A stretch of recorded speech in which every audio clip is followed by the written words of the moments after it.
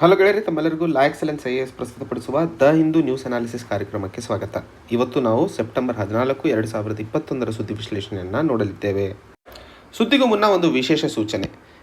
ಲಾ excellence IAS ವಿದ್ಯಾರ್ಥಿಗಳಿಗೋಸ್ಕರ ಬೇರೆ ಬೇರೆ ಎಕ್ಸಾಮ್ಸ್ಗಳಿಗೆ prepare ಏನು ಆಗ್ತಾ ಇದ್ರು, ಅದರಲ್ಲೂ ಮುಖ್ಯವಾಗಿ UPSC ಮತ್ತು KSನಲ್ಲಿ ವಿದ್ಯಾರ್ಥಿಗಳು ಹೆಚ್ಚಿನ ಜ್ಞಾನವನ್ನು ಪಡ್ಕೊಂಡು ಅದರ ಮೇಲೆ ಅವರು ಕಾನ್ಫಿಡೆಂಟಿಂದಾಗಿ ಎಕ್ಸಾಮ್ಸನ್ನು ಬರೆದು ಒಂದಿನ ಅವರ ಕನಸನ್ನು ನನಸಾಗಿಸುವಂತಹ ನಿಟ್ಟಿನಲ್ಲಿ ಪ್ರಯತ್ನಗಳನ್ನು ಮಾಡ್ತಾ ಇದ್ದೀವಿ.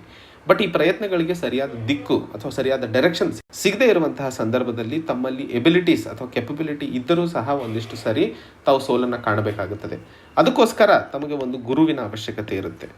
ಲಾ ಎಕ್ಸಲೆನ್ಸ್ IAS ಎಲ್ಲ UPSC ಹಾಗೂ KS ಆಸ್ಪರೆಂಟ್ಸ್ಗಳಿಗೆ, ಯಾಕಂದರೆ UPSC ಮತ್ತು KSದ ಸಿಲೆಬಸ್ ಸೇಮ್ ಇದೆ. ಸೊ ನೀವು ಅದನ್ನು ಎರಡನ್ನು ಬೇರೆ ಬೇರೆಯಾಗಿ ನೋಡಬೇಡಿ. ಈಗ ಯಾಕಂದರೆ 2017ರಲ್ಲಿ ಇನ್ನೂ ಆಪ್ಷನಲನ್ನು ತೆಗೆದುಹಾಕಿದ ನಂತರವಂತರೂ ಇನ್ನೂ ಸುಲಭವಾಗಿದೆ. ಸೊ UPSC KS ಎರಡೂ ಒಂದೇ ಇದೆ, ಅದನ್ನು ಬೇರೆ ಬೇರೆ ನೋಡೋದೇನಿಲ್ಲ. ಸೊ ಆ ಗುರುವಿನ ಅನುಕೂಲ ಮಾಡಿಕೊಡುವಂತಹ ನಿಟ್ಟಿನಲ್ಲಿ ನಮ್ಮ ಬ್ಯಾಂಗ್ಳೂರು ಬ್ರಾಂಚಿನ ಡೈರೆಕ್ಟರ್ ಆದಂತಹ ಗೀತಾ ಮೇಡಮ್ ಅವರು ಎಲ್ಲ ವಿದ್ಯಾರ್ಥಿಗಳಿಗೋಸ್ಕರ ಫ್ರೀ ಸಿಲೆಬಸ್ ಓರಿಯೆಂಟೇಷನನ್ನು ಹಮ್ಮಿಕೊಳ್ತಾ ಇರುವಂಥದ್ದು. ಸೊ ಈ ಒಂದು ಕಾರ್ಯಕ್ರಮದಲ್ಲಿ ಮೇಡಮ್ ಅವರು ತಮಗೆ ಈ ಎಕ್ಸಾಮಿನೇಷನ್ಗೆ ಯಾವ ರೀತಿಯಲ್ಲಿ ಪ್ರಯತ್ನ ಹಾಗೂ ಪ್ರಿಪರೇಷನನ್ನು ಮಾಡುವ ಅವಶ್ಯಕತೆ ಇದೆ ಅನ್ನುವಂಥದ್ದನ್ನು ಹೇಳ್ಕೊಡ್ತಾರೆ. ಸೊ ಯಾರೆಲ್ಲ ಈ ಎಕ್ಸಾಮಿನೇಷನ್ನ ತಯಾರಿ ನಡೆಸ್ತಾ ಇದ್ದೀರೋ, ದಯವಿಟ್ಟು ಅನುಭವ, ಎಕ್ಸ್ಪೀರಿಯನ್ಸ್ ಅನ್ನುವಂಥದ್ದು ಯಾವಾಗಲೂ ಪ್ರಯತ್ನದಿಂದ ಅಷ್ಟೇ ಪಡ್ಕೊಳ್ಳೋದಲ್ಲ. ಒಂದೇ ಸರಿ ಕೇಳೂ ಸಹ ತೊಗೋಬೋದು. ಬೇರೆಯವರ ಎಕ್ಸ್ಪೀರಿಯನ್ಸಿಂದ ಕಲಿಯುವಂಥವನು ಬುದ್ಧಿವಂತ. ನಾನೇ ಎಕ್ಸ್ಪೀರಿಯನ್ಸ್ ಮಾಡ್ಕೋತೀನಿ ಅಂತಂದರೆ ವರ್ಷಗಳು ಕಳೆದು ಹೋಗ್ತವೆ. ಸೊ ಮೇಡಮ್ ಅವರ ಅನುಭವ ತಮ್ಮೆಲ್ಲರ ಪ್ರಿಪರೇಷನ್ಗೂ ಬಹಳ ದೊಡ್ಡ ಮಟ್ಟದಲ್ಲಿ ಅನುಕೂಲವಾಗಲಿದೆ ಅನ್ನುವಂತಹ ಮಾತನ್ನು ಹೇಳುತ್ತಾ ಇವತ್ತಿನ ಸಂಚಿಕೆಯನ್ನು ನೋಡೋಣ. ಸೊ ಈ ಒಂದು ಫ್ರೀ ಸಿಲೆಬಸ್ ಓರಿಯೆಂಟೇಷನ್ ಕಾರ್ಯಕ್ರಮವನ್ನು 16, 17 ಸೆಪ್ಟೆಂಬರ್ ಅಂದು ಲಾ ಎಕ್ಸಲೆನ್ಸ್ ಚಂದ್ರ ಲೇಔಟ್ ಬ್ರಾಂಚ್ನಲ್ಲಿ ತಾವು ಅಟೆಂಡ್ ಆಗಬಹುದು. ಇದರ ಬಗ್ಗೆ ಇನ್ನೂ ಹೆಚ್ಚಿನ ಮಾಹಿತಿ ಬೇಕಾಗಿದ್ದಲ್ಲಿ ತಮಗೆ ಕೆಳಗೆ ಕೊಟ್ಟಿರುವಂತಹ 2 ನಂಬರ್ಗಳನ್ನು ಸಂಪರ್ಕಿಸಬಹುದು. ಸೊ ಇವತ್ತಿನ ಸುದ್ದಿ ವಿಶ್ಲೇಷಣೆಯನ್ನು ನೋಡೋಣ. ಇದರ ಮೊದಲನೇ article, in Manipur a case for asymmetrics federalism ಅಂತ ಹೇಳಿ. ಸೊ ಇಲ್ಲಿ ನಾವು ಮಾತಾಡ್ತಿರುವಂತಹ ವಿಷಯ ಮುಖ್ಯವಾಗಿ ಮಣಿಪುರದಲ್ಲಿ ಇರುವಂತಹ ಅಸಿಮೆಟ್ರಿಕ್ ಫೆಡರಲಿಸಮಿಗೆ ಸಂಬಂಧಿಸಿದಂತೆ ಏನೆಲ್ಲ ಪ್ರಾವಧಾನಗಳನ್ನು ಮಾಡಲಾಗಿದೆ. ಅಸಿಮೆಟ್ರಿಕ್ ಅಂದರೆ ಏನು? ಮೊದಲನೇದಾಗಿ ಸಿಮೆಟ್ರಿಕ್ ಅಂತಂದರೆ ಸಮಾನಾಂತರವಾಗಿರುವಂತಹ ಒಂದು ವಿಷಯ ಅಥವಾ ಪ್ರಾವಧಾನಗಳನ್ನು ನಾವು ಸಿಮೆಟ್ರಿಕ್ ಅಂತ ಕರಿತೀವಿ.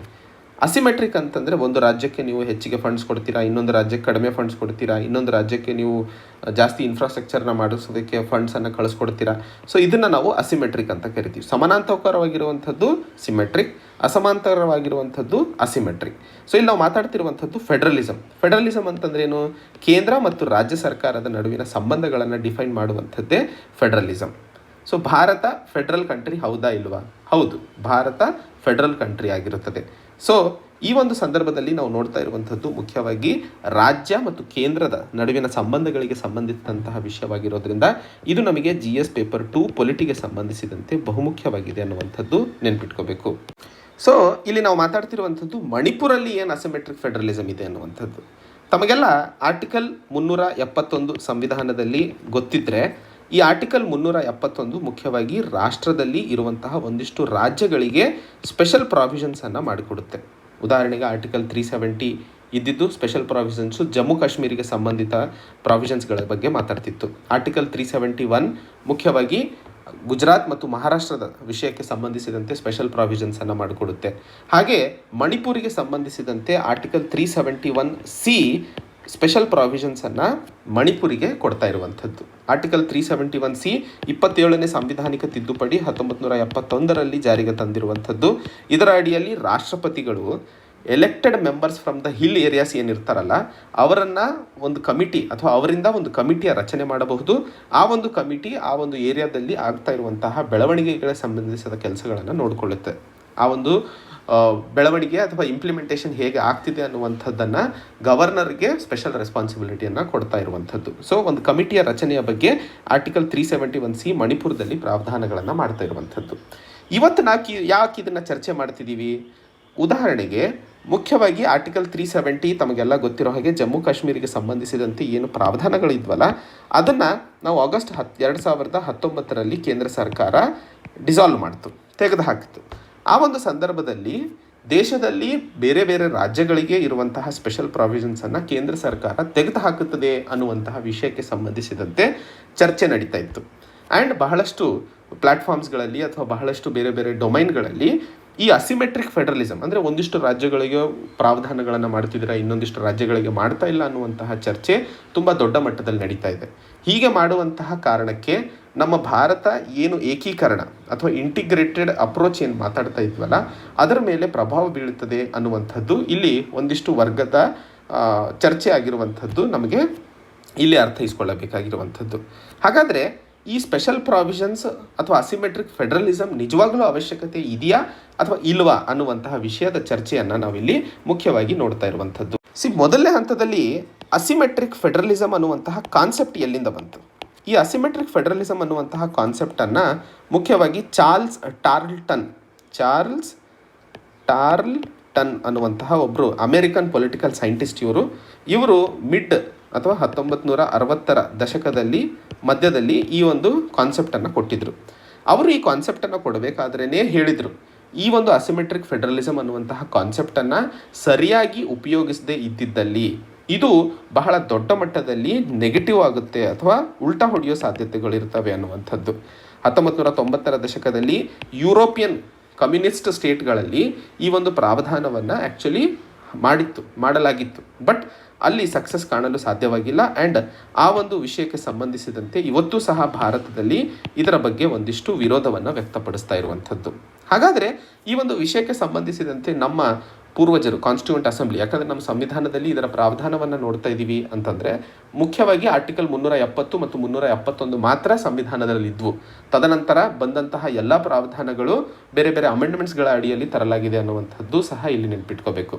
ಮುಂಚೆನೇ ಆರ್ಟಿಕಲ್ 371A ಇಂದ ಆರ್ಟಿಕಲ್ 371J ಇವತ್ತು ಕರ್ನಾಟಕದಲ್ಲಿ ಹೈದರಾಬಾದ್ ಕರ್ನಾಟಕಕ್ಕೆ ಸಂಬಂಧಿಸಿದಂತೆ ಏನು ಸ್ಪೆಷಲ್ ಪ್ರಾವಿಷನ್ಸ್ಗಳನ್ನು ಮಾಡಲಾಗಿದೆಯೋ ಇವು ಮುಂಚೆ ಇರಲಿಲ್ಲ. ಸೊ ತದನಂತರ ಬಂದಿರುವಂಥದ್ದು.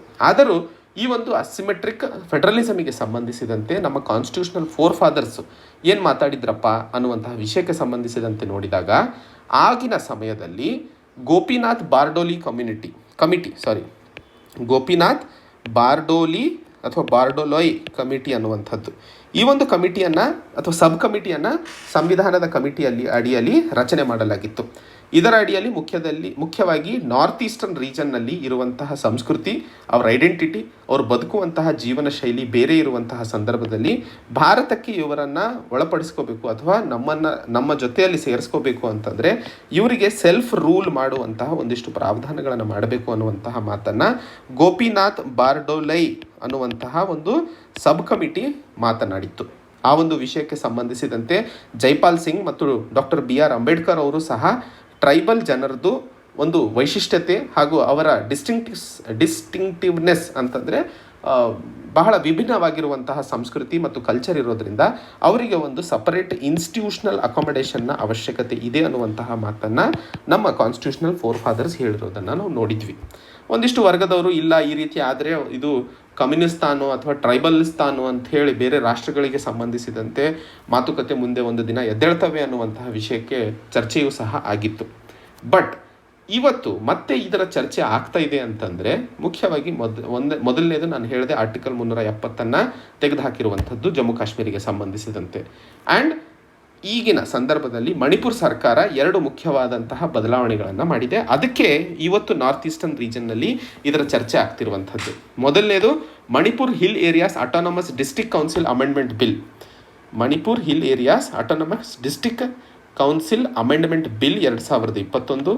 ಎರಡನೇದು 9 ಅಸೆಂಬ್ಲಿ ಮೆಂಬರ್ಸ್ಗಳನ್ನು ವ್ಯಾಲಿಯಿಂದ ಹಿಲ್ ಏರಿಯಾಸ್ ಕಮಿಟಿಗೆ ಇನ್ಕ್ಲೂಡ್ ಮಾಡುವಂತಹ ನಿಟ್ಟಿನಲ್ಲಿ ಪ್ರಾವಧಾನಗಳನ್ನು ಮಾಡಲು ಸರ್ಕಾರ ಮುಂದಾಗಿತ್ತು. ಈ ಒಂದು ವಿಷಯಕ್ಕೆ ಸಂಬಂಧಿಸಿದಂತೆ ಮೊದಲನೇದು ಹಿಲ್ ಏರಿಯಾ ಅಥವಾ ವ್ಯಾಲಿ ಅಂತ ಏನೇನೋ ಮಾತಾಡ್ತಿದ್ದೀರಲ್ಲ, ಮೊದಲನೇದು ಹಿಲ್ ಏರಿಯಾ ಅಂತಂದರೆ ನಾರ್ತ್ ಈಸ್ಟಲ್ಲಿ ಬಹಳಷ್ಟು ಗುಡ್ಡಗಾಡು ಪ್ರದೇಶಗಳಿದ್ದಾವೆ. ತಮಗೆಲ್ಲ ಗೊತ್ತಿದ್ದರೆ ಇನ್ನರ್ ಲೈನ್ ಪರ್ಮಿಟ್ ಅನ್ನುವಂಥದ್ದು ಅರುಣಾಚಲ್ ಪ್ರದೇಶ, ಅಸ್ಸಾಂ ಭಾಗದಲ್ಲಿ ತಾವು ಓದಿರ್ತೀರ. ಇನ್ನರ್ ಲೈನ್ ಪರ್ಮಿಟಿಗೆ ಸಂಬಂಧಿಸಿದಂತೆ ಒಂದೆರಡು ಮಾತನ್ನು ಹೇಳ್ತೀನಿ. ಸೊ ಇನ್ನರ್ ಲೈನ್ ಪರ್ಮಿಟ್ ಮುಖ್ಯವಾಗಿ ಬ್ರಿಟಿಷ್ ಸರ್ಕಾರ ಯಾವಾಗ ಅಸ್ಸಾಮನ್ನು ಕಬ್ಜಾ ಮಾಡಿತ್ತೋ ಅಥವಾ ತನ್ನ ಹತೋಟಿಗೆ ತಗೊಂಡಿತ್ತೋ ಆ ಸಂದರ್ಭದಲ್ಲಿ ಈ ಗುಡ್ಡದ ಮೇಲಿರುವಂತಹ ಭಾಗ ಅವರಿಗೆ ಅಷ್ಟು ಲಾಭವನ್ನು ಕೊಡ್ತಾ ಇದ್ದಿಲ್ಲ. ಯಾಕಂದರೆ ಈ ಗುಡ್ಡದ ಮೇಲೆ ಏನೇ ಅವರು ಆರ್ಥಿಕ ಚಟುವಟಿಕೆಗಳು ಮಾಡಬೇಕು ಅಂತಂದರೆ ಇಲ್ಲಿ ಖರ್ಚು ಜಾಸ್ತಿ ಆಗ್ತಿತ್ತು, ಆದಾಯ ಅನ್ನುವಂಥದ್ದು ಕಮ್ಮಿ ಇತ್ತು. ಆ ಒಂದು ಸಂದರ್ಭದಲ್ಲಿ ಇದು ವ್ಯಾಲಿ ಅಂತ ಕರಿತೀವಿ. ಈ ವ್ಯಾಲಿ ಭಾಗದಲ್ಲಿ ಮುಖ್ಯವಾಗಿ ಪ್ಲೇನ್ ಏರಿಯಾಸ್ ಇರ್ತವೆ.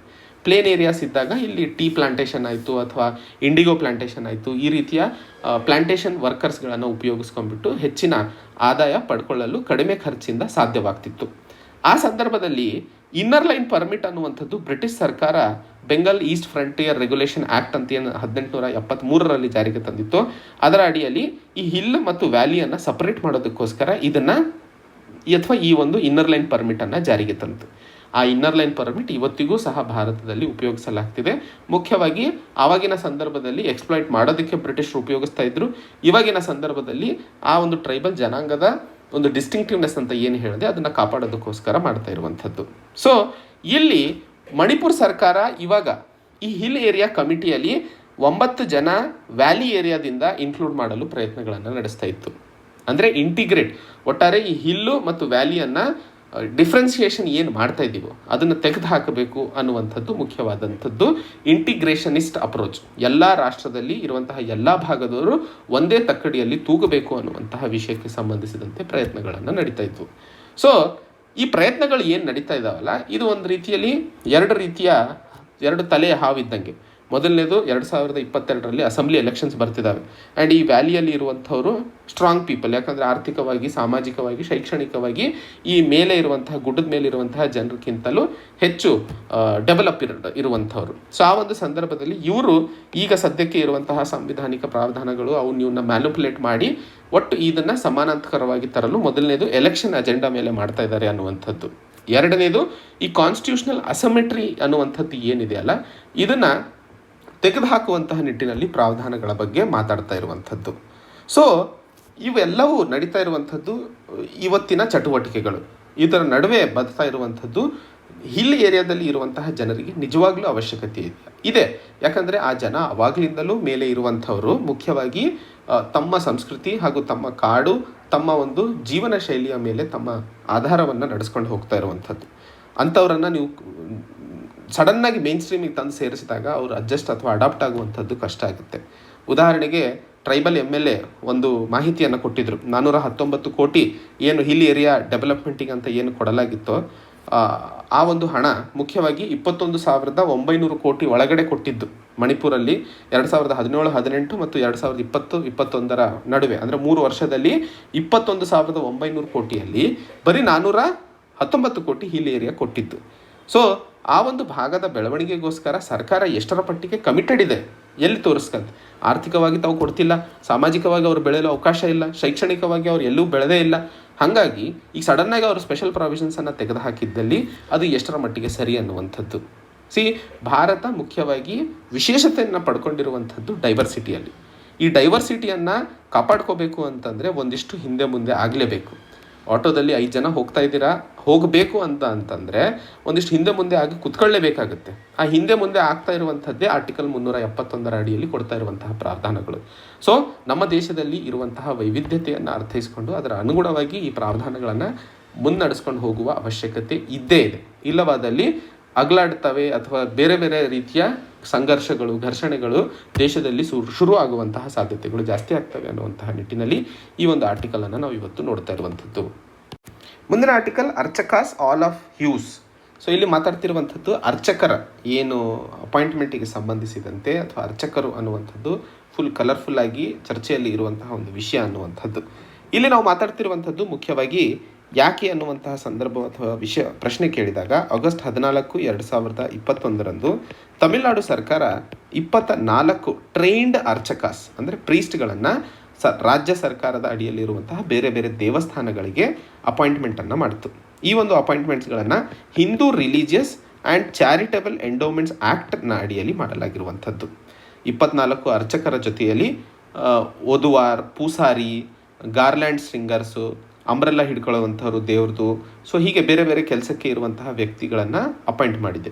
ಈ ಅಪಾಯಿಂಟ್ ಮಾಡಿದಂತಹ ಸಂದರ್ಭದಲ್ಲಿ ಬಹಳಷ್ಟು ಪೆಟಿಷನ್ಗಳು ಹೈಕೋರ್ಟಿನ ಮೆಟ್ಟಲು ಸಹ ಏರಿದಾವೆ. ಯಾಕೆ ಈ ಮೆಟ್ಟಲಿಗೆ ಏರುವಂತಹ ಪೆಟಿಷನ್ಗಳು ಯಾಕೆ ಅನ್ನುವಂತಹ ಪ್ರಶ್ನೆಗೆ ಉತ್ತರವನ್ನು ನಾವಿಲ್ಲಿ ಕಂಡುಹಿಡಿಯೋಣ. ಆ್ಯಂಡ್ ಇಲ್ಲಿ ಇರುವಂತಹ ಚರ್ಚೆ ಏನು ಸಾಮಾಜಿಕವಾಗಿ ಅನ್ನುವಂಥದ್ದು. ಮುಖ್ಯವಾಗಿ ಇಲ್ಲಿ ಮಾತಾಡ್ತಿರುವಂತಹ ವಿಷಯ ಮೊದಲನೇ ಹಂತದಲ್ಲಿ ರಾಜ್ಯ ಅಥವಾ ಸ್ಟೇಟ್ ಮತ್ತು ಟೆಂಪಲ್ನ ನಡುವೆ ಇರುವಂತಹ ಸಂಬಂಧದ ಬಗ್ಗೆ.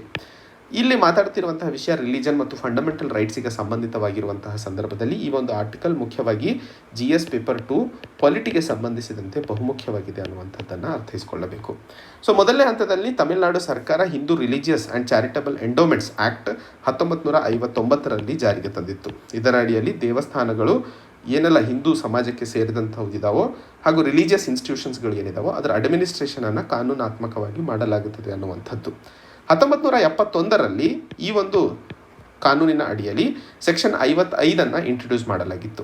ಈ ಒಂದು ಸೆಕ್ಷನ್ನ ಅಡಿಯಲ್ಲಿ ಮುಂಚೆ ಅರ್ಚಕರನ್ನು ಅವ್ರ ಮಗನ್ನ ಅಪಾಯಿಂಟ್ ಮಾಡೋದು ಅಥವಾ ಅವರು ಚಿಕ್ಕಪ್ಪನ ಅಪಾಯಿಂಟ್ ಮಾಡೋದು. ಸೊ ಅದು ಏನಿತ್ತು, ಒಂದು ರೀತಿಯಾಗಿ ಹೆರಿಡಿಟರಿ ಇತ್ತು.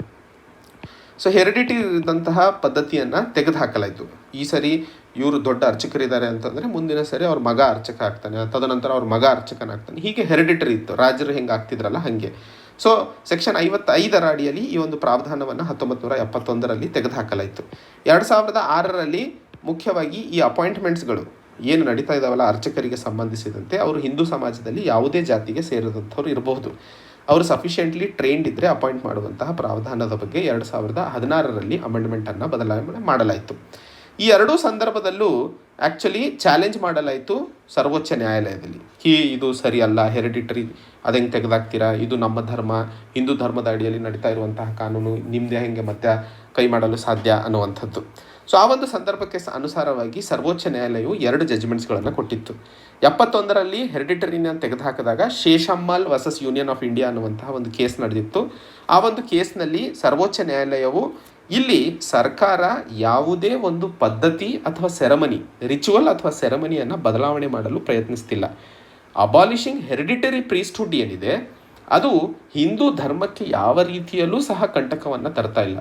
ಹಿಂದೂ ಧರ್ಮ ನಡೀತಾ ಇರುವಂತಹ ಏನು ರಿಚುವಲ್ಸ್ ಇದ್ದಾವೆ, ಸೆರೆಮನೀಸ್ ಇದ್ದಾವೆ, ಹಾಗೇ ನಡೀತವೆ. ಅದರಲ್ಲಿ ಯಾವುದೇ ರೀತಿಯ ಹಸ್ತಕ್ಷೇಪ ಸರ್ಕಾರ ಮಾಡ್ತಾ ಇಲ್ಲ ಅನ್ನುವಂತಹ ವಿಷಯದ ಬಗ್ಗೆ ಸರ್ವೋಚ್ಚ ನ್ಯಾಯಾಲಯವು ತೀರ್ಪನ್ನು ಕೊಟ್ಟಿತ್ತು. ಅದೇ ರೀತಿಯಲ್ಲಿ 2006ರಲ್ಲಿ ಆದಂತಹ ಟ್ರೈನ್ಡ್ ಯಾವುದೇ ಜಾತಿಯವರು ಅರ್ಚಕರಾಗಬಹುದು ಅನ್ನುವಂತಹ ವಿಷಯಕ್ಕೆ ಸಂಬಂಧಿಸಿದಂತೆಯೂ ಸಹ ಚಾಲೆಂಜ್ ಮಾಡಲಾಗಿತ್ತು. ಅದು ಆದಿಶೈವ ಶಿವಾಚಾರ್ಯರ್ಗಲ್ ವರ್ಸಸ್ ಗೌರ್ಮೆಂಟ್ ಆಫ್ ತಮಿಳುನಾಡು ಅಂತ ಹೇಳಿ, ಇದೇನು ನೆನ್ಪಿಟ್ಕೊಳ್ಳೋ ಅವಶ್ಯಕತೆ ಇಲ್ಲ. ಚಾಲೆಂಜ್ ಮಾಡಿದಂತಹ ತೀರ್ಪು ನೆನ್ಪಿಟ್ಕೊಳ್ಳೋದು ಬಹಳ ಇಂಪಾರ್ಟೆಂಟು. ಸೊ ಆ ತೀರ್ಪಿನಲ್ಲಿ ಸರ್ವೋಚ್ಚ ನ್ಯಾಯಾಲಯವು ಹೇಳಿದ್ದು ಅದೇ, ಇಲ್ಲಿ ರಿಲಿಜಿಯಸ್ ಬಿಲೀಫ್ಸ್ ಅಥವಾ ಪ್ರಾಕ್ಟೀಸಸನ್ನು ಯಾವುದೇ ಕಾರಣಕ್ಕೂ ಹಿಂದೆ ಹಾಕ್ತಾ ಇಲ್ಲ. ಕಾನ್ಸ್ಟಿಟ್ಯೂಷನಲ್ ಲೆಜಿಟಿಮೆಸಿ ಏನಿದೆ, ಎಲ್ಲರಿಗೂ ಸಮಾನಾಂತರವಾದಂತಹ ಲಿಬರ್ಟಿ, ಈಕ್ವಾಲಿಟಿ ಮತ್ತು ಫ್ರೆಟರ್ನಿಟಿಯ ಬಗ್ಗೆ ನಾವು ಏನು ಮಾತಾಡ್ತೀವೋ ಆ ಒಂದು ವಿಷಯಕ್ಕೆ ಸಂಬಂಧಿಸಿದಂತೆ ಇಲ್ಲಿ ಪ್ರಾವಧಾನಗಳನ್ನು ಮಾಡಲು ಸರ್ಕಾರ ಪ್ರಯತ್ನಿಸ್ತಿರುವಂಥದ್ದು. ಸೊ ಯಾವುದೇ ಒಂದು ಬದಲಾವಣೆ ಅಥವಾ ಯಾವುದೇ ಒಂದು ಹೊಸ ಕಾನೂನು ಬಂದಾಗ ಅದನ್ನು ಕೇಸ್ ಬೇಸಿಸ್ ಮೇಲೆ ಅದನ್ನು ಟೆಸ್ಟ್ ಮಾಡಬೇಕು. ಟೆಸ್ಟ್ ಮಾಡಿ ಅದು ಏನಾದರೂ ಸಂವಿಧಾನದಲ್ಲಿ ಇರುವಂತಹ ಆರ್ಟಿಕಲ್ 25 ಮತ್ತು ಆರ್ಟಿಕಲ್ 26. ಆರ್ಟಿಕಲ್ 25 ಮತ್ತು 26 ಏನು? ಆರ್ಟಿಕಲ್ 25 ಮುಖ್ಯವಾಗಿ freedom of conscience and free profession, practice and propagation of religion. So freedom of conscience ಅಂತಂದರೆ ಒಬ್ಬ ವ್ಯಕ್ತಿ ಇಂಡಿವಿಜುವಲ್ ಆಗಿ ಅವನಿಗೆ ಇಷ್ಟವಿರುವಂತಹ ದೇವರಿಗೆ ಮೊರೆ ಹೋಗಬಹುದು. Freedom of right to profess ಅಂತಂದರೆ ಯಾವುದಾದ್ರೂ ದೇವರ ಮೇಲೆ ಅವನು ನಂಬಿಕೆ ಅಥವಾ ಫೇತನ್ನು ಇಟ್ಕೋಬಹುದು. ಪ್ರಾಕ್ಟೀಸ್ ಅಂತಂದರೆ ಯಾವುದಾದ್ರೂ ವರ್ಷಿಪ್ಪು, ಯಾವುದಾದ್ರೂ ರಿಲಿಜಿಯಸ್ ರಿಚುವಲನ್ನು, ಸೆರೆಮನಿಯನ್ನು ಅವನು ಮಾಡ್ಕೋಬಹುದು. ರೈಟ್ ಟು ಪ್ರೊಪಗೇಟ್ ಅಂತಂದರೆ ಆ ದೇವರ ಬಗ್ಗೆ ಮಾಹಿತಿಯನ್ನು ಅವನು ಹರಡಿಸಬಹುದು. ಸೊ ಈ ವಿಷಯಗಳನ್ನು ಆರ್ಟಿಕಲ್ 25ರ ಅಡಿಯಲ್ಲಿ ಮಾಡಿದಂತಹ ಪ್ರಾವಧಾನಗಳು. ಆರ್ಟಿಕಲ್ 26 ಮುಖ್ಯವಾಗಿ ರಿಲಿಜಿಯಸ್ ಅಫೇರ್ಸನ್ನು ಮ್ಯಾನೇಜ್ ಮಾಡೋದ್ರ ಬಗ್ಗೆ ಮಾತಾಡುತ್ತದೆ. ರಿಲಿಜಿಯಸ್ ಅಫೇರ್ಸ್ ಅಂತಂದ್ರೇನು? ಸೊ ನೀವು ಧರ್ಮದ ಆಧಾರದ ಮೇಲೆ ಇನ್ಸ್ಟಿಟ್ಯೂಷನನ್ನು ಬೇಕಾದರೆ ಚಾರಿಟಬಲ್ ಪರ್ಪಸ್ಸಿಗೆ ರಚಿಸ್ಕೊಳ್ಳಿ. ತಾವು ಮಾಡ್ತಾ ಇರುವಂತಹ ಅಫೇರ್ಸ್ಗಳು ಏನು ರಿಲಿಜನಿಗೆ ಸಂಬಂಧಿಸಿದಂತೆ ಇದ್ದಾವೋ ಅದನ್ನು ಮಾಡ್ಕೊಳ್ಳಿ. ಯಾವುದಾದ್ರೂ ಪ್ರಾಪರ್ಟಿ ಅಥವಾ ಇಮ್ಮೂವಬಲ್ ಪ್ರಾಪರ್ಟಿಯನ್ನು ತಗೊಳ್ಳಿ. ಯಾವುದಾದ್ರೂ ಪ್ರಾಪರ್ಟಿ ಕಾನೂನಾತ್ಮಕವಾಗಿ ಹಿಂದೂ ಧರ್ಮಕ್ಕೆ ಸಂಬಂಧಿಸಿದಂತೆ ಮಾಡ್ತೀರಾ, ಮಾಡಿ. So freedom to manage religious affairs ಬಗ್ಗೆ ಮಾತಾಡುತ್ತದೆ. ಸೊ ಯಾವುದೇ ಒಂದು ಪ್ರಾವಧಾನ ಸರ್ಕಾರ ಮಾಡಿದಾಗ ಅದು ಆರ್ಟಿಕಲ್ 25 ಮತ್ತು 26ರ ವಿರುದ್ಧ ಇಲ್ಲದೆ ಇದ್ದಿದ್ದಲ್ಲಿ ಅದನ್ನು ಯಾವ ಕಾರಣಕ್ಕೂ ಸಹ ಚಾಲೆಂಜ್ ಮಾಡಲು ಸಾಧ್ಯವಿಲ್ಲ ಅನ್ನುವಂತಹ ಮಾತನ್ನು ಹೇಳಿತ್ತು. ಸೊ ಈ ಆರ್ಟಿಕಲಲ್ಲಿ ಜುಡಿಷಿಯಲ್ ಬ್ಯಾಲೆನ್ಸಿಂಗ್ ಅಂತ ಒಂದು ಪದವನ್ನು ಉಪಯೋಗಿಸಲಾಗ್ತಿದೆ. ಸರ್ವೋಚ್ಚ ನ್ಯಾಯಾಲಯವು ಇಲ್ಲಿ ಜುಡಿಷಿಯಲ್ ಬ್ಯಾಲೆನ್ಸಿಂಗನ್ನು ಮಾಡಲು ಪ್ರಯತ್ನಿಸ್ತಾ ಇದೆ ಸಂವಿಧಾನದಲ್ಲಿ. ಈಗ ಸಂವಿಧಾನದಲ್ಲಿ ಒಂದು ಕಡೆ ರಿಲಿಜನಿಗೆ ಸಂಬಂಧಿಸಿದಂತೆ ಒಂದು ಮೂಲಭೂತ ಹಕ್ಕುಗಳಿದ್ದಾವೆ, ಇನ್ನೊಂದು ಕಡೆ ಸಮಾನತೆ ಮತ್ತು ಅಪಾರ್ಚುನಿಟೀಸಿಗೆ ಸಂಬಂಧಿಸಿದಂತೆ ಮೂಲಭೂತ ಹಕ್ಕುಗಳಿದ್ದಾವೆ. ಸೊ ಇವುಗಳನ್ನು ಜುಡಿಷಿಯಲ್ ಬ್ಯಾಲೆನ್ಸಿಂಗ್ ಮಾಡ್ತಾ ಇರುವಂಥದ್ದು ಸರ್ವೋಚ್ಚ ನ್ಯಾಯಾಲಯದ ಒಂದು ಅಭೂತಪೂರ್ವ ಕ್ರಮ ಅಂತ ಹೇಳಬಹುದು. ಉದಾಹರಣೆಗೆ ಶಬರಿಮಲೆ ಕೇಸ್ ನಡೀತು. Indian young lawyers association versus state of Kerala and Joseph Shine versus union of India 2018ರಲ್ಲಿ ನಡೆದಂತಹ ಈ ಒಂದು ಶಬರಿಮಲಾ ಕೇಸ್ ಅಂತ ನಾವೇನು ಕರಿತೀವೋ ಇದರಲ್ಲಿ ಮುಖ್ಯವಾಗಿ ಕೊಟ್ಟಂತಹ ತೀರ್ಪು ನೋಡಿದಾಗ ಹಿಸ್ಟಾರಿಕಲ್ ಡಿಸ್ಕ್ರಿಮಿನೇಷನ್ ಏನು ನಾವು ಕಾಣ್ತೀವೋ, ಐತಿಹಾಸಿಕವಾಗಿ ಇದ್ದಂತಹ ಒಂದು ಡಿಸ್ಕ್ರಿಮಿನೇಷನ್ ತೆಗೆದುಹಾಕಬೇಕು ಮತ್ತು ಡಿಸ್ಅಡ್ವಾಂಟೇಜ್ಡ್ ಗ್ರೂಪ್ಸು ಏನು ಸಿಸ್ಟಮಿಕ್ ಡಿಸ್ಕ್ರಿಮಿನೇಷನ್ ನಡೀತಿದೆ ದೇವ್ರ ಹೆಸರಲ್ಲಿ ಹಾಗೂ ಬಯೋಲಜಿಕಲ್ ಕೇಸಸ್ಗಳನ್ನು ಕೊಟ್ಟುಬಿಟ್ಟು, ಇಲ್ಲ ಅಂತಂದರೆ ಹೆಣ್ಮಕ್ಳಿಗೆ ಫಿಸಿಕಲ್ ಒಂದು ರೀಸನ್ನ ಕೊಟ್ಬಿಟ್ಟು ಈ ಸಿಸ್ಟಮಿಕ್ ಡಿಸ್ಕ್ರಿಮಿನೇಷನ್, ಆ disadvantage group systemic discrimination, historical discrimination ಮತ್ತು ಒಂದಿಷ್ಟು ಸ್ಟೀರಿಯೋಟೈಪ್ಸು ಏನು ಸಮಾಜದಲ್ಲಿದ್ದಾವೆ ಇವುಗಳನ್ನು ತೆಗೆದುಹಾಕುವ ಅವಶ್ಯಕತೆ ಇದೆ ಅನ್ನುವಂಥದ್ದು ಶಬರಿಮಲೆಯ ಕೇಸ್ನಲ್ಲಿ ಸರ್ವೋಚ್ಚ ನ್ಯಾಯಾಲಯ ಕ್ಲಿಯರ್ ಆಗಿ ಹೇಳಿತ್ತು. ಸೊ ಇದನ್ನು ನೋಡಿದಾಗ ಜುಡಿಷಿಯಲ್ ಬ್ಯಾಲೆನ್ಸಿಂಗ್ ಕೆಲಸ ಏನು ಸರ್ವೋಚ್ಚ ನ್ಯಾಯಾಲಯ ಮಾಡ್ತಾ ಇದೆ ಅಂತ ಹೇಳಿದ್ದು, ಒಂದು ಕಡೆ ಇಂಡಿವಿಜುವಲ್ ರೈಟ್ಸು, ಸಮಾನತೆ ಹಾಗೂ ಯಾವುದೇ ಸಂದರ್ಭದಲ್ಲಿ ಈಕ್ವಾಲಿಟಿ ಆಗಿರಬಹುದು ಹಾಗೂ ಅಪಾರ್ಚುನಿಟಿ ಆಗಿರಬಹುದು, ಎರಡೂ ಸಹ ಮುಖ್ಯವಾಗಿ ಮೂಲಭೂತ ಹಕ್ಕುಗಳಾಗಿದ್ದಾವೆ. ಅದ್ರ ಜೊತೆಯಲ್ಲಿ ಫ್ರೀಡಮ್ ಆಫ್ ರಿಲಿಜನ್ ಹಾಗೂ freedom to manage religious affairs 25 ಮತ್ತು 26 ಆರ್ಟಿಕಲ್ನ ಅಡಿಯಲ್ಲಿ ಇರುವಂತಹ ಪ್ರಾವಧಾನಗಳನ್ನು ಸಹ ಇಲ್ಲಿ ಜೊತೆಗೆ ನಡೆಸ್ಕೊಂಡು ಹೋಗಬೇಕು. ಇಲ್ಲಿ ಯಾರೂ ಯಾವುದನ್ನು ಓವರ್ರೈಡ್ ಮಾಡ್ತಿಲ್ಲ. ಇಂಡಿವಿಜುವಲ್ ರೈಟ್ಸು ರಿಲಿಜಿಯಸ್ ರೈಟ್ಸ್ ಏನಿದಾವೋ ಅದನ್ನು ಓವರ್ರೈಡ್ ಮಾಡಲ್ಲ, ರಿಲಿಜಿಯಸ್ ರೈಟ್ಸ್ ಏನಿದಾವೆ ಇಂಡಿವಿಜುವಲ್ ರೈಟ್ಸ್ನ ಓವರ್ರೈಡ್ ಮಾಡಲ್ಲ ಅನ್ನುವಂತಹ ಮಾತನ್ನು ಹೇಳ್ತಾ ಇರುವಂಥದ್ದು. ಸೊ ಒಟ್ಟಾರೆ ಈ ಆರ್ಟಿಕಲಲ್ಲಿ ಮಾತಾಡ್ತಾ ಇರುವಂಥದ್ದು ಮುಖ್ಯವಾಗಿ ಮೊದಲನೇ ಹಂತದಲ್ಲಿ ಯಾವ ಧರ್ಮ, ಯಾವ ಜಾತಿ, ಹೆಣ್ಣು ಗಂಡು ಅನ್ನುವಂತಹ ಪ್ರಶ್ನೆಗಿಂತ ಮುಂಚೆ, ಈಗ ಮೊನ್ನೆ ನಾನು ಹೇಳಿದ ಹಾಗೆ 2006ರಲ್ಲಿ ಯಾವುದೇ ಜಾತಿಯ ವ್ಯಕ್ತಿಯನ್ನು ಅರ್ಚಕರಾಗಿ ಅಪಾಯಿಂಟ್ ಮಾಡುವಂತಹ ವಿಷಯಕ್ಕೆ ಸಂಬಂಧಿಸಿದಂತೆ ಸಮಾಜದಲ್ಲಿ ಬಹಳಷ್ಟು ಅಲ್ಲೋಲ ಕಲ್ಲೋಲ ಶುರುವಾಗಿದೆ. ಸೊ ಆರ್ಥೋಡಕ್ಸಿ, ಕಾಸ್ಟ್ ಆರ್ಥೋಡಕ್ಸಿ ಅಂತ ಕರಿತೀವಿ. ಇನ್ನೊಂದು ಕಡೆ ಇರುವಂತಹ ಪ್ರಶ್ನೆ ಆ್ಯಕ್ಚುಲಿ ಹೆಣ್ಣು ಮಕ್ಕಳಿಗೆ ಯಾಕೆ ಅರ್ಚಕರಾಗಿ ಕನ್ಸಿಡರ್ ಮಾಡಲ್ಲ ಅನ್ನುವಂಥದ್ದು. ಹೆಣ್ಣು ಮಕ್ಕಳಾಗಿರಬಹುದು ಹಾಗೂ ಥರ್ಡ್ ಜೆಂಡರ್ ಆಗಿರಬಹುದು, ಇವರ ಬಗ್ಗೆ ಯಾಕೆ ಆಲೋಚನೆ ಮಾಡ್ತಾ ಇಲ್ಲ ಅನ್ನುವಂಥದ್ದು. ಸೊ ಈ ಹಿಂದೂ ರಿಲಿಜಿಯಸ್ ಮತ್ತು ಚಾರಿಟಬಲ್ ಎಂಡೋಮೆಂಟ್ಸಿಗೆ ಸಂಬಂಧಿಸಿದಂತೆ ಏನು ಸಮಸ್ಯೆಗಳು, ಮುಖ್ಯವಾಗಿ ಕಾಸ್ಟ್ ಆರ್ಥೋಡಕ್ಸಿ ಮತ್ತು ಪೇಟ್ರಿಯಾರ್ಕಿಗೆ ಸಂಬಂಧಿಸಿದಂತಹ ಸಮಸ್ಯೆಯನ್ನು ಜೊತೆಗೆ ತೆಗೆದು ಬಿಸಾಕುವ ಅವಶ್ಯಕತೆ ಇದೆ ಅನ್ನುವಂತಹ ವಿಷಯಕ್ಕೆ ಸಂಬಂಧಿಸಿದಂತೆ ಈ ಒಂದು ಆರ್ಟಿಕಲಲ್ಲಿ ನಾವು ಚರ್ಚೆ ಮಾಡ್ತಾ ಇರುವಂಥದ್ದು. ಸೊ ಮುಂದಿನ ದಿನಗಳಲ್ಲಿ ನೋಡಬೇಕು ಇದು ಕಾಸ್ಟ್ ಆರ್ಥೋಡಕ್ಸಿ ಮತ್ತು ಪೇಟ್ರಿಯಾರ್ಕಿ ಹೇಗೆ ಭಾರತ ಸರ್ಕಾರ ಅಥವಾ ಕಾನೂನಾತ್ಮಕವಾಗಿ ಆದರೂ ನಾವು ಸಾಧಿಸಲಿದ್ದೇವೆ ಅನ್ನುವಂಥದ್ದನ್ನು ಕಾದು ನೋಡಬೇಕಾಗಿರುವಂಥದ್ದು. ಮುಂದಿನ article centre industry trust critical during pandemic. ಈ ಒಂದು ಆರ್ಟಿಕಲಲ್ಲಿ ನಾವು ಮಾತಾಡ್ತಿರುವಂತಹ ವಿಷಯ ಫೈನಾನ್ಸ್ ಮಿನಿಸ್ಟರ್ ಆದಂತಹ ನಿರ್ಮಲಾ ಸೀತಾರಾಮನ್ ಅವರು ಕಾನ್ಫೆಡರೇಷನ್ ಆಫ್ ಇಂಡಿಯನ್ ಇಂಡಸ್ಟ್ರೀಸ್ನ ಅಡ್ರೆಸ್ ಮಾಡ್ತಾ ಇರಬೇಕಾದ್ರೆ ಕೋವಿಡ್-19 ಪ್ಯಾಂಡಮಿಕ್ ಭಾರತದ ಆರ್ಥಿಕ ವ್ಯವಸ್ಥೆಗೆ ಒಂದು ಹೊಸ ಪ್ಲ್ಯಾಟ್ಫಾರ್ಮ್, ಯಾಕಂದರೆ ಎವ್ರಿ ಕ್ರೈಸಿಸ್ ಇದೆ ಅಪಾರ್ಚುನಿಟಿ ಅಂದ ಹಾಗೆ ಈ ಅಪಾರ್ಚುನಿಟಿಯನ್ನು ಉಪಯೋಗಿಸಬೇಕು ಅಂತಂದರೆ ಕೇಂದ್ರ ಮತ್ತು ಇಂಡಸ್ಟ್ರೀಸ್ಗಳ ನಡುವಿನ ನಂಬಿಕೆ ಹೆಚ್ಚಾಗುವ ಅಥವಾ ಇರುವಂತಹ ಅವಶ್ಯಕತೆ ಜಾಸ್ತಿ ಇದೆ ಅನ್ನುವಂಥದ್ದು. ಹಾಗೂ ಇದೇ ಸಂದರ್ಭದಲ್ಲಿ ನಿರ್ಮಲಾ ಸೀತಾರಾಮನ್ ಅವರು national bank for infrastructure financing and development ಸಂಬಂಧಿತ ಒಂದು ಸಂಸ್ಥೆ ಬಹಳ ಜಲ್ದಿ ಬೆಳಕಿಗೆ ಬರಲಿದೆ ಅನ್ನುವಂತಹ ವಿಷಯಕ್ಕೆ ಸಂಬಂಧಿಸಿದಂತೆ ಮಾತಾಡಿದರು. ಮುಖ್ಯವಾಗಿ ನಾವಿಲ್ಲಿ ಮಾತಾಡ್ತಿರುವಂಥದ್ದು ಭಾರತದ ಆರ್ಥಿಕ ವ್ಯವಸ್ಥೆಗೆ ಸಂಬಂಧಿತ ವಿಷಯವಾಗಿರೋದ್ರಿಂದ ಇದು ನಮಗೆ GS ಪೇಪರ್ 3 ಎಕಾನಮಿಗೆ ಸಂಬಂಧಿಸಿದಂತೆ ಬಹುಮುಖ್ಯವಾಗಿದೆ ಅನ್ನುವಂಥದ್ದನ್ನು ನೆನ್ಪಿಟ್ಕೋಬೇಕು. ಸೊ ಈ national bank for infrastructure financing and development ಏನಿದೆ ಇದು ಒಂದು ರೀತಿಯ DFI ಆಗಿ ಕೆಲಸ ಮಾಡಲಿದೆ. ಇದನ್ನು ಆ್ಯಕ್ಚುಲಿ 2021ರಲ್ಲಿ ಲೋಕಸಭೆಯಲ್ಲಿ ಬಿಲ್ ಪಾಸ್ ಮಾಡಿ ತಂದಿರುವಂತಹ ಒಂದು ಬಾಡಿ, ಇನ್ನೂ ಇದು ಇಂಪ್ಲಿಮೆಂಟ್ ಆಗುವ ಅವಶ್ಯಕತೆ ಇದೆ. DFIಗಳಂದರೆ ಏನು? ಭಾರತದ ಆರ್ಥಿಕ ಅಥವಾ ಯಾವುದೇ ಆರ್ಥಿಕ ವ್ಯವಸ್ಥೆಯಲ್ಲಿ ಒಂದಿಷ್ಟು ಸೆಗ್ಮೆಂಟ್ಸ್ಗಳಿಗೆ ಈ ಕಮರ್ಷಿಯಲ್ ಬ್ಯಾಂಕ್ಗಳು ಮತ್ತು ಬೇರೆ ಪ್ರೈವೇಟ್ ಬ್ಯಾಂಕ್ಗಳು ರಿಸ್ಕ್ ಇರುವಂತಹ ಅಥವಾ ಅನ್ಅಕ್ಸೆಪ್ಟಬಲ್ ರಿಸ್ಕ್ ಇರುವಂತಹ ಸಂದರ್ಭದಲ್ಲಿ ಫೈನಾನ್ಸ್ ಮಾಡಲು ಮುಂದಾಗೋದಿಲ್ಲ. ಉದಾಹರಣೆಗೆ ಇನ್ಫ್ರಾಸ್ಟ್ರಕ್ಚರ್ ಆಗಿರ್ಬೋದು, ಸಾವಿರಾರು ಕೋಟಿಗಳ ಇನ್ವೆಸ್ಟ್ಮೆಂಟ್ ಬೇಕಾದಾಗ ಕೊಡಲು ಮುಂದಾಗಲ್ಲ. ಆ ಸಂದರ್ಭದಲ್ಲಿ ಈ ಒಂದು ಡೆವಲಪ್ಮೆಂಟಲ್ ಫೈನಾನ್ಸ್ ಇನ್ಸ್ಟಿಟ್ಯೂಷನ್ಸ್ಗಳು ಕೆಲಸವನ್ನು ಮಾಡ್ತವೆ. ಈ national bank for infrastructure financing and development ಸಹ ಒಂದು ರೀತಿಯ DFI ಅನ್ನುವಂಥದ್ದನ್ನು ನೆನ್ಪಿಟ್ಕೊಳ್ಳಿ. ಆ್ಯಂಡ್ DFI ಯಾವುದೇ ಸೇವಿಂಗ್ಸನ್ನು ಎಕ್ಸೆಪ್ಟ್ ಮಾಡಲ್ಲ, ಡಿಮಾಂಡ್ ಡೆಪಾಸಿಟ್ಸನ್ನು ನಾವು ಬ್ಯಾಂಕಲ್ಲಿ ದುಡ್ಡು ಹಾಕ್ತೀವಿ ಅದಕ್ಕೆ ಕೊಡ್ತಾರೆ. DFIಗಳು ಏನಿಂದ ಕೊಡ್ತಾರೆ? DFIಗಳು ಮುಖ್ಯವಾಗಿ ತರುವಂತಹ ಹಣ ಬಾಂಡ್ಸ್ ಅಥವಾ ಮಾರ್ಕೆಟಿಂದ ಆಗಿರುತ್ತೆ, ಗವರ್ಮೆಂಟ್, RBI ಇಲ್ಲ ಅಂತಂದರೆ ಇಂಟರ್ನ್ಯಾಷನಲ್ ಫೈನಾನ್ಷಿಯಲ್ ಇನ್ಸ್ಟಿಟ್ಯೂಷನ್ಸ್ ಆದಂತಹ ಏಷ್ಯನ್ ಡೆವಲಪ್ಮೆಂಟ್ ಬ್ಯಾಂಕ್ ಆಗಿರಬಹುದು ಅಥವಾ ವರ್ಲ್ಡ್ ಬ್ಯಾಂಕಿಂದ ಹಣವನ್ನು ಅವರು ಎತ್ತಿ ಈ ಒಂದು ಇನ್ಫ್ರಾಸ್ಟ್ರಕ್ಚರ್ಸ್ ಪ್ರಾಡಕ್ಟ್ಸಿಗೆ ಅನುಕೂಲವನ್ನು ಮಾಡಿಕೊಡ್ತಾರೆ.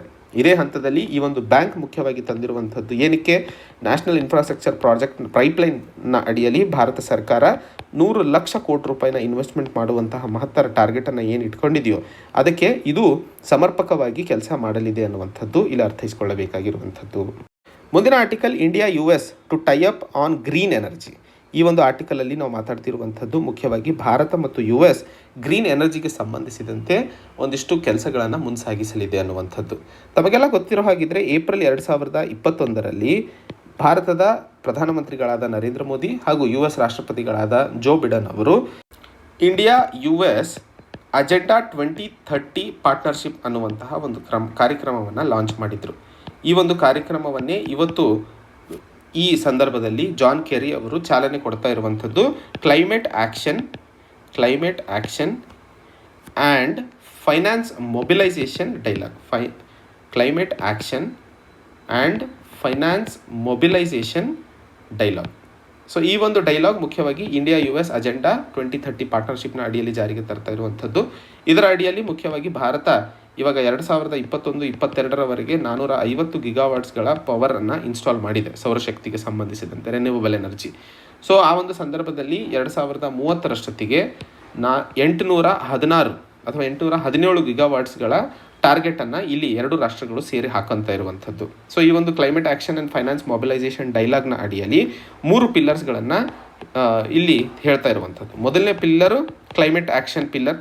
ಸೊ ಏನು ವಾತಾವರಣದಲ್ಲಿ ಬದಲಾವಣೆ ಮಾಡುವಂತಹ ಟಾರ್ಗೆಟ್ಸ್ ಇದೆ, ಈ ಒಂದು ರಿನ್ಯೂವಬಲ್ ಎನರ್ಜಿಯಿಂದಾಗಿ ಎಮಿಷನ್ ಇಂಟೆನ್ಸಿಟಿಯನ್ನು ಕಡಿಮೆ ಮಾಡುವಂಥದ್ದು. ಹಾಗೆ ಎರಡನೇ ಹಂತದಲ್ಲಿ ರೋಡ್ ಮ್ಯಾಪ್ ನಾನು ಹೇಳಿದೆ, ಮುಂದಿನ 10 ವರ್ಷಗಳಲ್ಲಿ ಅಥವಾ ಈ ಒಂದು ದಶಕದಲ್ಲಿ 450 ಗಿಗಾವಾಟ್ಸಿಂದ 817 ಗಿಗಾವಾಟ್ಸ್ಗಳ ರಿನ್ಯೂವಬಲ್ ಎನರ್ಜಿಯನ್ನು ಜನರೇಟ್ ಮಾಡುವಂಥದ್ದು. ಮತ್ತು ಮೂರನೇ ಪಿಲ್ಲರ್ ಫೈನಾನ್ಸ್. ಸೊ ಈ ಒಂದು ಪ್ರಾಜೆಕ್ಟ್ಸ್ಗಳಿಗೆ ಅನುಕೂಲವಾಗುವಂತಹ ಫೈನಾನ್ಸಸ್ಸು US ಭಾರತಕ್ಕೆ ಸಹಾಯ ಹಸ್ತವನ್ನು ಮುಂದೆ ಮಾಡಲಿದೆ. 6 ಬ್ಯಾಂಕ್ಗಳು ಈಗಾಗಲೇ 4.5 ಟ್ರಿಲಿಯನ್ ಡಾಲರ್ಗಳ ಇನ್ವೆಸ್ಟ್ಮೆಂಟನ್ನು ಭಾರತದಲ್ಲಿ ಕ್ಲೈಮೇಟ್ ಆ್ಯಕ್ಷನ್ಗೆ ಸಂಬಂಧಿಸಿದಂತೆ ಮಾಡಲು ಮುಂದಾಗಿದ್ದಾರೆ ಅನ್ನುವಂತಹ ಮಾಹಿತಿಯನ್ನು ಇಲ್ಲಿ ಹೇಳಲು ಪ್ರಯತ್ನಿಸ್ತಿರುವಂಥದ್ದು. ಇದನ್ನು ಕೊನೆಯ article, government curbs funding for 10 climate change child labour NGOs. ಈ ಒಂದು ಆರ್ಟಿಕಲಲ್ಲಿ ನಾವು ಮಾತಾಡ್ತಿರುವಂತಹ ವಿಷಯ ಮುಖ್ಯವಾಗಿ 5 ವರ್ಷಗಳ ಹಿಂದೆ ಭಾರತ ಸರ್ಕಾರ NGO ಆದಂತಹ ಗ್ರೀನ್ ಪೀಸನ್ನು ಬ್ಯಾನ್ ಮಾಡಿತ್ತು. ಈ ಒಂದು ಗ್ರೀನ್ ಪೀಸ್ ಬ್ಯಾನ್ ಮಾಡಿದಂತಹ ಮುಖ್ಯ ಉದ್ದೇಶ ಫಾರಿನ್ ಕಾಂಟ್ರಿಬ್ಯೂಷನ್ ರೆಗ್ಯುಲೇಷನ್ ಆ್ಯಕ್ಟ್ನಲ್ಲಿ ಮಾಡಿದಂತಹ ಬದಲಾವಣೆಗಳಿಂದಾಗಿ.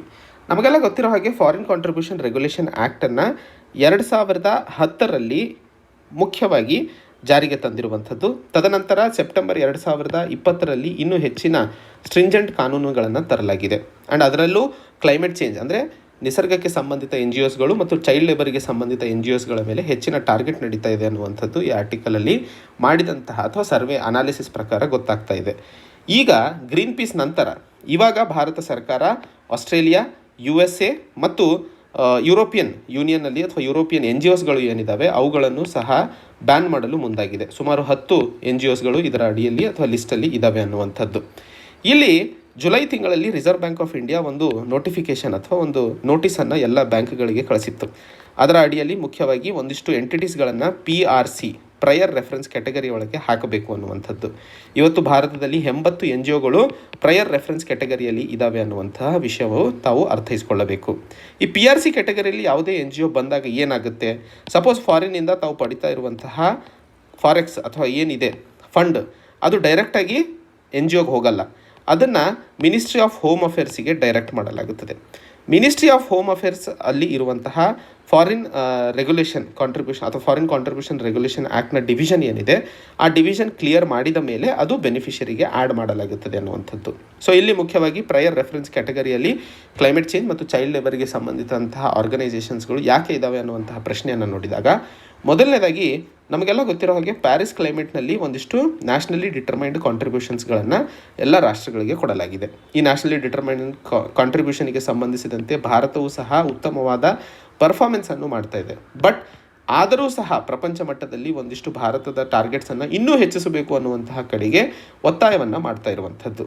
ಈ ಒತ್ತಾಯವನ್ನು ಮುಖ್ಯವಾಗಿ ನಮ್ಮ ಭಾರತದಲ್ಲಿ ಇರುವಂತಹ ಕೋಲ್ ಇಂಡಸ್ಟ್ರೀಸ್ಗಳು ಏನಿದ್ದಾವೆ ಅವುಗಳ ಮೇಲೆ ನೆಗೆಟಿವ್ ಇಮೇಜನ್ನು ಕ್ರಿಯೇಟ್ ಮಾಡಲು ಪ್ರಯತ್ನಗಳನ್ನು ಈ NGOಗಳು ನಡೆಸ್ತಾ ಇದ್ದಾವೆ ಅನ್ನುವಂಥದ್ದು ಮೊದಲನೆಯ ಪಾಯಿಂಟನ್ನು ಅರ್ಥೈಸ್ಕೊಳ್ಳಬೇಕಾಗಿರುವಂಥದ್ದು. ಸೊ ಅದಕ್ಕೋಸ್ಕರ ಕ್ಲೈಮೇಟ್ ಚೇಂಜ್ ಯಾವೆಲ್ಲ ಭಾರತದ ವಿರುದ್ಧ ಕೆಲಸ ಮಾಡ್ತಿರುವಂತಹ NGOsಗಳಿದ್ದಾವೋ ಅವುಗಳ ಮೇಲೆ ನಿಗಾವನ್ನು ಹೆಚ್ಚು ಮಾಡಲಾಗಿದೆ. ಎರಡನೇ ಹಂತದಲ್ಲಿ ಚೈಲ್ಡ್ ಲೇಬರ್ಸ್ಗಳ ಬಗ್ಗೆ ಮಾತಾಡಬೇಕು ಅಂತಂದರೆ 2017ರಲ್ಲಿ ಇಂಟರ್ನ್ಯಾಷನಲ್ ಲೇಬರ್ ಆರ್ಗನೈಸೇಷನ್ ಹೊರತಂದ ಗ್ಲೋಬಲ್ ಸ್ಲೇವರಿ ರಿಪೋರ್ಟ್, ಇದರ ಬಗ್ಗೆ ಒಂದಿಷ್ಟು ಡೀಟೇಲ್ ನೋಡೋಣ. ಸೊ ಇಂಟರ್ನ್ಯಾಷನಲ್ ಲೇಬರ್ ಆರ್ಗನೈಸೇಷನ್ ಹೊರತರುವಂತಹ ಗ್ಲೋಬಲ್ ಸ್ಲೇವರಿ ರಿಪೋರ್ಟ್ ಏನಿದೆ, ಈ ಒಂದು ರಿಪೋರ್ಟ್ನಲ್ಲಿ ಭಾರತವನ್ನು 53ನೇ ಸ್ಥಾನದಲ್ಲಿ ಇಡಲಾಗಿದೆ 167 ರಾಷ್ಟ್ರಗಳ ಪೈಕಿ. ಸೊ ಇದು ಇಂಪಾರ್ಟೆಂಟ್ ಕ್ವೆಶ್ಚನ್, ಬಹಳ important. Global slavery report international labour organisation ಹೊರತರುತ್ತದೆ, ನೆನ್ಪಿಟ್ಕೊಳ್ಳಿ. ಸೊ 53ನೇ ಸ್ಥಾನವನ್ನು ಕೊಟ್ಟಿರುವಂಥದ್ದು. ಆ್ಯಂಡ್ ಇವತ್ತಿಗೂ ಭಾರತದಲ್ಲಿ ಮಾಡರ್ನ್ ಸ್ಲೇವರಿ ಇವತ್ತಿಗೂ ಇದೆ ಅನ್ನುವಂತಹ ಮಾತನ್ನು ಒಂದು ವಾಕ್ ಫ್ರೀ ಫೌಂಡೇಶನ್ ಆಸ್ಟ್ರೇಲಿಯಾದ ಏನಿದೆ ಅದು ಈ ಒಂದು ರಿಪೋರ್ಟನ್ನು ಇನ್ಫ್ಲೂಯೆನ್ಸ್ ಮಾಡಿದೆ ಅನ್ನುವಂತಹ ಮಾಹಿತಿಯು ನಮಗೆ ಗೊತ್ತಾಗ್ತಾ ಇರುವಂಥದ್ದು.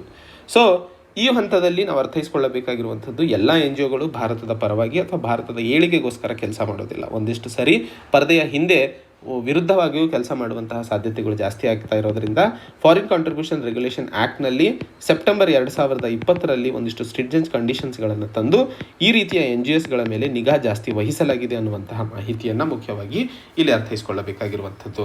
2016ರಿಂದ 2020ರವರೆಗೂ ಸುಮಾರು 6600 NGOsಗಳನ್ನು ಕ್ಯಾನ್ಸಲ್ ಮಾಡಿದ್ದಲ್ಲದೆ 264 NGOsಗಳನ್ನು ಸಸ್ಪೆಂಡ್ ಮಾಡಲಾಗಿದೆ ಅನ್ನುವಂತಹ ಮಾಹಿತಿಯನ್ನು ಈ ಒಂದು ಆರ್ಟಿಕಲಲ್ಲಿ ನಾವು ಅರ್ಥೈಸ್ಕೊಳ್ಳಬೇಕಾಗಿರುವಂಥದ್ದು. ಸೊ ಇದು ಇವತ್ತಿನ ಸುದ್ದಿ ವಿಶ್ಲೇಷಣೆಗಳೇ. ಮತ್ತೆ ಹೊಸ ಸಂಚಿಕೆಯೊಂದಿಗೆ ಭೇಟಿಯಾಗೋಣ. ಅಲ್ಲಿಯವರೆಗೆ ಜೈ ಹಿಂದ್, ಜೈ ಕರ್ನಾಟಕ.